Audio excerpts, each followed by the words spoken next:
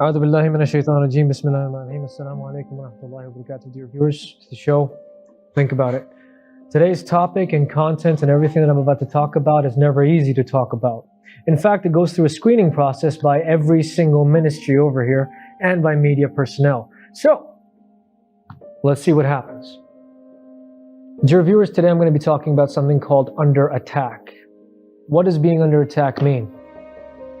It means that you, your livelihood, your family, everything is not safe. Things that you believe in are not safe.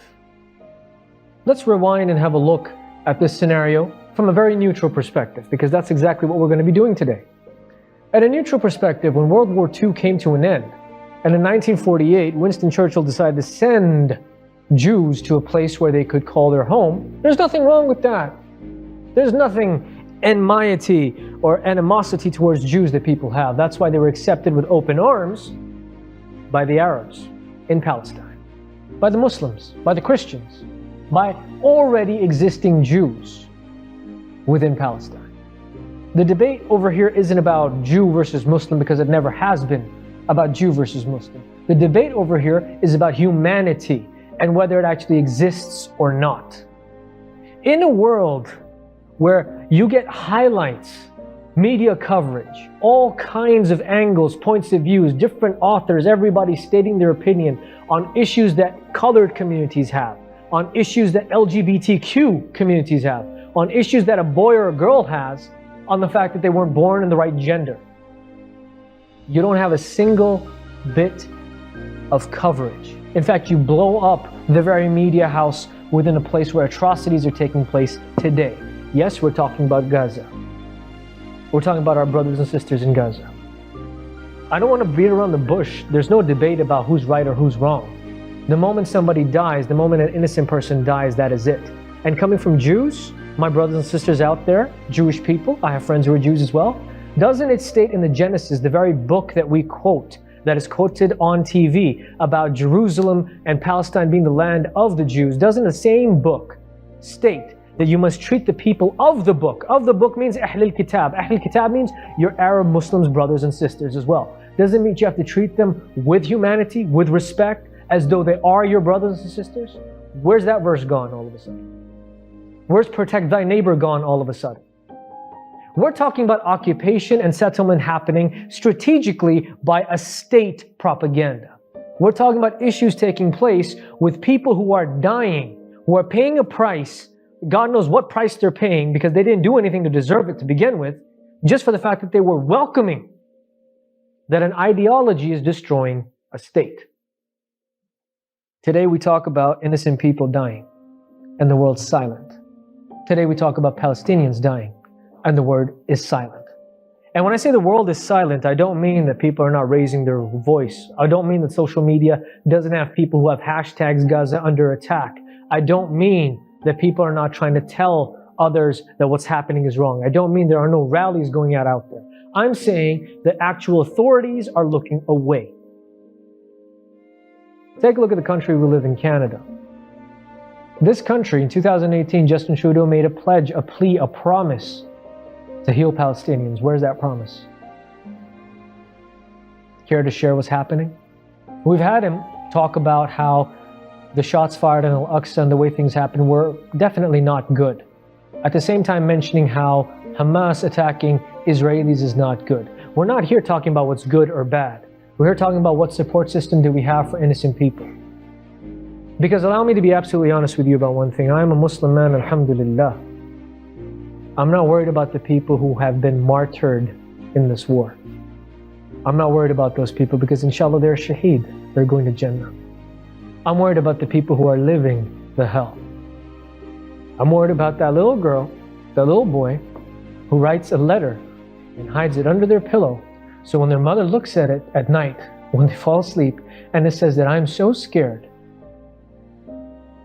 and if I die, I want you to be buried in the same grave as me, so I'm hugging you.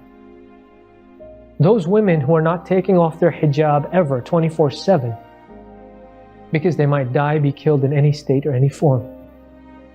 Those brothers who are saying, keep my sons with you and I'll keep yours with me. So if our house is attacked and bombed, at least some of us survive. Those people who put all of that away and said that let's all come together, because if we die together, there's no tragedy. We know that we're not leaving anyone behind. To mourn, to have every single day equivalent to hell. We're talking about that 4-year-old boy who on TikTok, I don't know if you guys have seen this video, because TikTok, everybody's on TikTok nowadays, so you might have seen it. For 3 days, the kid didn't eat, covered in rubble. And someone asks him, what do you want to eat? And he says, bread. Hasn't eaten for 2-3 days. Those girls who don't understand what is happening and they want to be a doctor, they still have ambitions of having a career or a profession where they could help their people. They're not saying, don't attack us, attack back. That's not the case. The case is, how do we make it better? I'm done listening to people look at two sides of an argument. There is no two sides. And if you want that, allow me to share some more. Let's look at the media for a second. What coverage does the media give? You have an example of the Pakistani Foreign Minister Shah Mahmood Qureshi going to the United Nations in Washington, D.C. and ripping apart whatever he could to make people understand that there's an atrocity taking place. Only to be followed by being interviewed by someone, a reporter on TV, who doesn't know what she's talking about. He contains one message. He slips one thing into it, which is an absolute fact, about how Zionism, which is not Jewism, it's not Judaism, it has nothing to do with Islam, it has nothing to do with religion, it is a propaganda, it is a strategically terroristic group. Talks about them having deep pockets, talks about how much they control the media. And she says it sounds like an anti-Semitic remark. Shah Mahmood Qureshi replied in whatever way he did, but before I get deep into that, let's have a look at Canada, the ministers that you have over here. Stephen Lecce, the education minister, saying that he's appalled by the anti-Semitism that he's seeing. How one Jewish person in Vaughan was killed or murdered, and the story isn't even clear how. He's talking about the rise of that. So an education minister who never spoke about the deaths of Christians taking place in North York off of fights that are happening, innocent people dying, never mentioned a Pakistani man by the name of Ijaz Chaudhry who died and was killed in Mississauga by policemen who got off the hook with no penalty at all, by the atrocities that happened in America with George Floyd and whatever. Not a single tweet out of this man's mouth. And all of a sudden, he's tweeting about anti-Semitism. Do you even know what Semitism is? Allow me to enlighten everyone, including that reporter in the US, including Stephen Lecce, including everybody out there who doesn't know what it means. When you say anti-Semitic, anti-something, right? Semitic. What does Semitic mean? Allow me to read to you verbatim what a dictionary says. We all believe in dictionaries, right? I'm pretty sure everybody thinks Oxford is a legitimate, authentic dictionary. I'm pretty sure people think Longman is an authentic dictionary. I'm pretty sure Merriam-Webster's is a dictionary that people think is authentic. So let me quote off of Merriam-Webster. A dictionary that was founded in 1828. That is how old it is. 1828 is when Merriam-Webster's was founded. In 1831, 2 years after it was founded, in fact 3 years after it was founded, this is the exact meaning of what Semitic means. It means relating to or constituting a subfamily of a language-speaking people, including Aramaic, a language that doesn't exist anymore. The Bible was in Aramaic, right? Including Amharic, a language that doesn't exist anymore. Hebrew and Arabic. Yes, dear viewers, I said Arabic. Afro-Asiatic languages. That's what they come under. So yes, if you want to talk about the height of Semitism and anti-Semitism happening, I agree with you.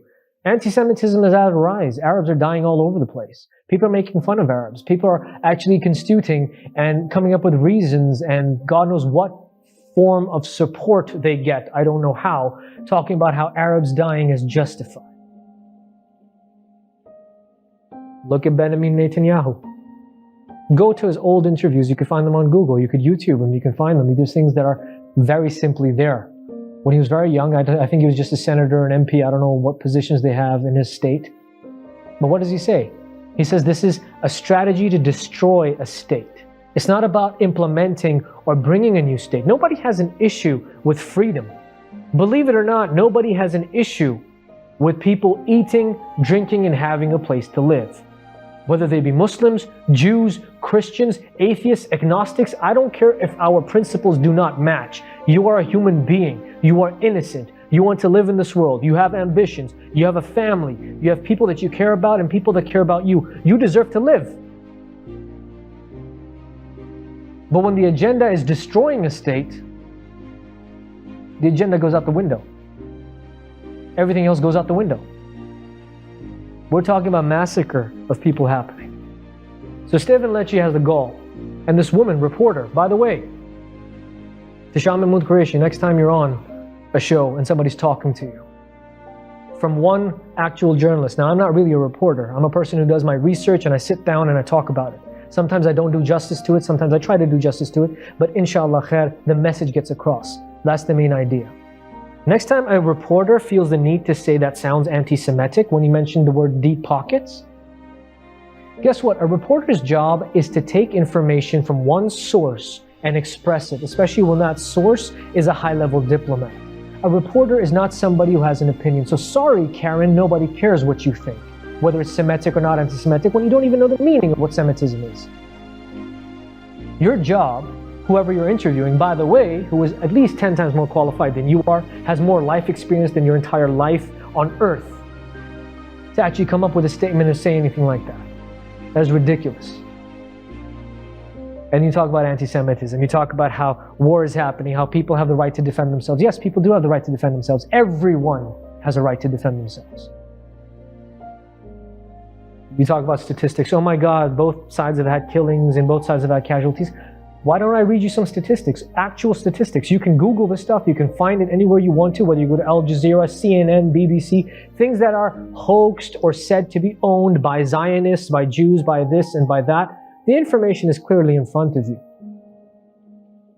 Let's take it from soon, not from 1948, from when Israel was actually formed and when Jewish people were welcomed with open arms by Muslim people. They were welcomed as brothers, as sisters, as family. Integration had happened even before that. People were living in peace. So let's mention some statistics from 2001, 20 years, 2001. Children that have been murdered, martyred, Palestinian side, over 14,400. On the other side, 20. Children who are in jail under the age of 10 with Palestine, Palestinian kids in Israeli jails, 8,000 plus. And by the way, Google it. You'll find out that they do drug experiments on these kids too. Israeli side, 0. Injuries to Palestinians, over 50,000 since just 2001. Israelis, 60. Stolen land and houses for Palestinians, over 15,000. The other side, 0. So if you want to just use some logic for a second, and if you have a heart, you'll probably understand what I'm talking about. If you don't, there's an issue. We're not here fighting for the fact that one side is wrong or the other is right to what's happening. We're fighting for humanity. And if you don't know what humanity means, may Allah subhanahu wa ta'ala give you the guidance to think about it. Stay tuned, we'll be back after the break. Ontario का कोविड-19 plan फैलाव को रोकने और जिंदगियां बचाने में मदद फराहम कर रहा है। जब तक हम सबको वैक्सीन नहीं लग जाती, मास्क पहनें, अपने हाथ धोएं और फासला रखें। हम अब तक इकट्ठे चलते रहे हैं और पूरे ओंटारियो में रोजाना हजारों लोग वैक्सीन लगवा रहे हैं। आपकी बारी जल्द आने वाली है। ओंटारियो के वैक्सीन प्लान के बारे में मजीद जानें। अदायगी शुदा मिन जानिब हुकूमत ओंटारियो। पाकिस्तान का सबसे मशहूर extra long grain Mughal basmati rice available in both white and sella. Home delivery is available subject to minimum order and radius, also available at your neighbourhood fresh code. मजीद मालूमात के लिए आज ही कॉन्टैक्ट करें 6630-480 पर या ऑर्डर करें हमारे फेसबुक से। बनाएं ये रमजान और भी खास मुगल बासमती के साथ, the premium choice for premium test.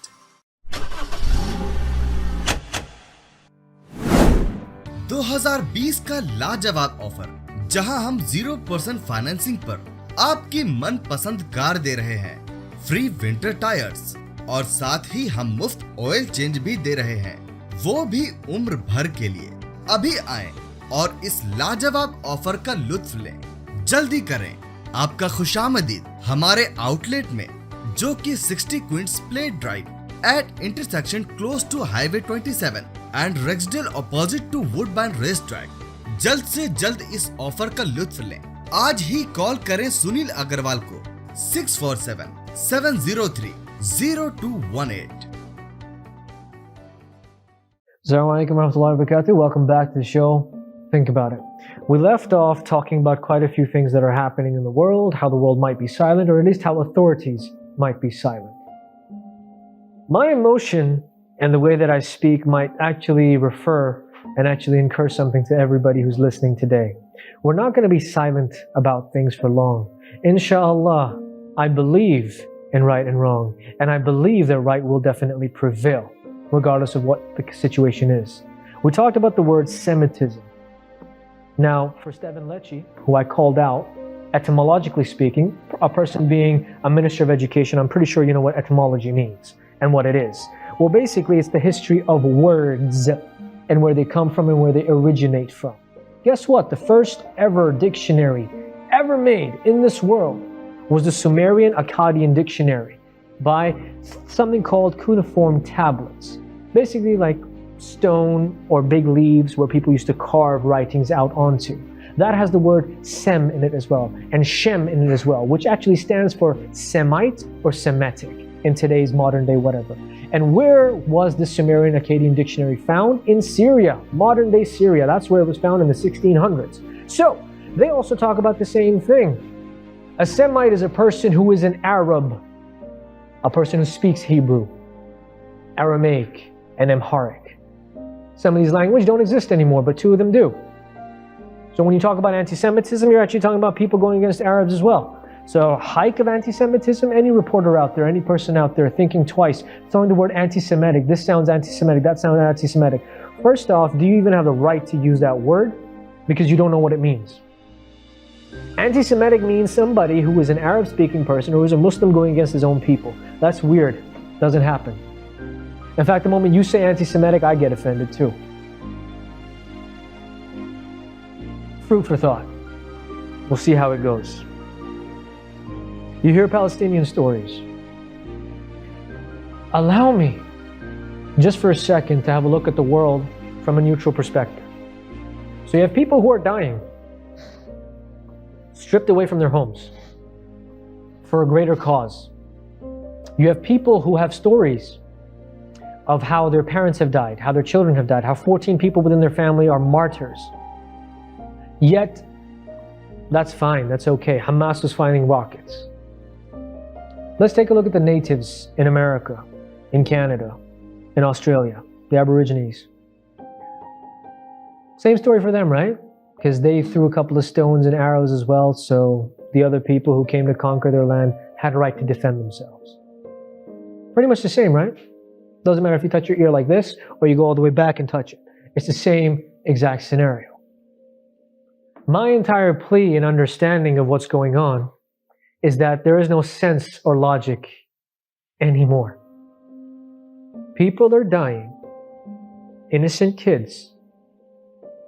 Even if somebody of an Israeli ambassadorship sits down in the UK and talks to a journalist talking about how she's a mother, well, guess what? If you're a mother and you don't know what's happening and you see a child crying out and dying and you don't feel anything, I'm sorry, you're not a very good mother. And this is not me talking. These are statistics, science, talking about empathy towards others. Let's have a look at science, right? How a mother, when she has a child, how she is born again. How she has empathy towards other people. How she has an extension of her heart in front of her. how she is somebody who cares about her surroundings all of a sudden, how she becomes more mature with time, how she's in tune with everything around and tries to protect that child. And the fact that that person can empathize with other people in the same state. That means other mothers. So if you can't empathize and you're saying that it's okay to die, guess what? It's not me. It's your own science, it's your own research, it's your own people from your own university saying that you aren't a good mother. We have Muslim countries that are quite quiet right now. The UAE. They put flags up on everything on Burj Khalifa. When there's an independence day or something going on, what about Palestine? Anything at all? So it's my open invitation to whoever wants to come on. I'm not a person who's the best with words. I'm not a person who stands firm on what he believes in, especially if logic comes his way. So if you can logically explain to me why people are dying and how it's okay, fine. As ridiculous as it sounds. If you can't, where are we? What are we doing? Joe Biden made the same promise about healing Palestine and making homes and God knows what. Where's his promise? As Canada, we're in Canada. I love the fact that I'm a Canadian. I love the fact that I live in this country. I love the fact that there's so much diversity here. There's so much acceptance here. Syrian refugees were accepted over here. I love the fact that Justin Trudeau welcomed people in person when they got down off of planes. But call a spade when there are atrocities happening in front of your face. What are you doing? This is my open invitation. Whether you want to come or you don't want to come, or whether you're constrained by time or whatever the case is, it's my open invitation to any minister, any leader, any person, any political atmosphere, authority to actually do something. Come on this show, let's talk about it. Let's talk about what Canada has to do, because Canada has a lot to do. Muslim Canadians are people who do a lot for Canada. Arab Canadians are people who do a lot for Canada. They're people who struggle and strive for Canada every single day. They're people who make the economy better in Canada. They're people who share tax burden of other people as well, just as any other ethnicity, religion, or whatever comes through it. We all know that, don't we? We have Islamic Heritage Month in Canada. That's beautiful. But is all of this just a facade? It's a genuine question. We as Muslims need to stand up. We as human beings need to stand up. There are many places we'll see a comment where it says you don't have to be a Muslim to support Palestine or support humanity. Well, guess what? You don't have to be a Muslim to support them. You just have to be human. You just have to have emotions. You just have to have logic. You just have to have a heart. And you could support them. You're talking about people, it's their land, it's their land. Fine, take the damn land.